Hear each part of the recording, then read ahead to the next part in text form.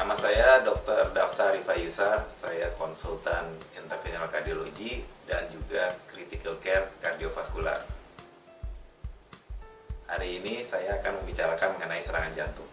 Serangan jantung terjadi bila salah satu pembuluh darahnya tiba-tiba mengalami penyempitan. Biasanya penyebabnya adalah bekuan darah yang berasal dari robekan plak yang ada di pembuluh darah jantung.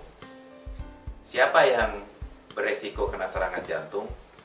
Tentunya karena ini merupakan bagian dari proses degeneratif aterosklerosis, dengan bertambahnya umur, resiko untuk kena serangan jantung akan meningkat. Ada beberapa faktor yang menyebabkan progresivitas dari aterosklerosis di pembuluh darah jantung ini menjadi lebih cepat, sehingga terjadi pada usia-usia yang masih muda, misalnya di bawah 45 tahun, di bawah 40 tahun. Apa itu faktor resikonya? Adalah satu, merokok, kedua, hipertensi, ketiga, kencing manis, keempat, kolesterol yang tinggi, kelima, kebiasaan kurang olahraga, dan keenam, penggunaan narkoba. Sekarang apa tanda-tandanya untuk mengenali serangan jantung? Serangan jantung tuh rasanya kayak ditekan dadanya, nggak jelas lokasi nyerinya, dan timbulnya secara tiba-tiba, bisa disertai penjalaran, bisa ke lengan, ke leher, atau bahkan ke punggung. Kemudian juga bisa juga disertai dengan rasa saking nyerinya hebat, bisa disertai dengan keringat dingin atau rasa mual muntah. Jadi bila Anda mengalami keluhan-keluhan seperti yang saya sebutkan di atas, segeralah ke ruang emergency untuk mencari pertolongan.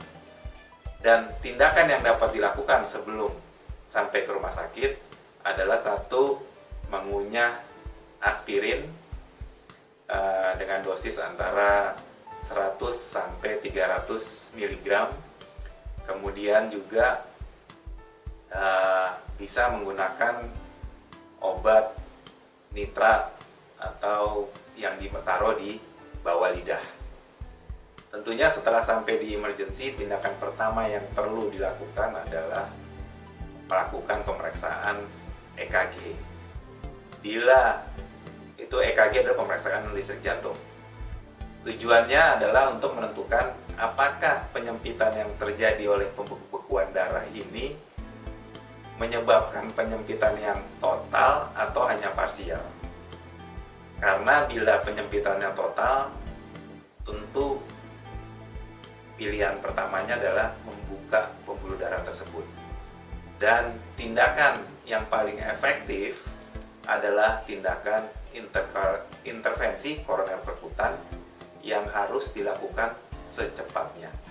Saya Dr. Dafsa Arifah Yusar, with a healthy heart, the beat goes on.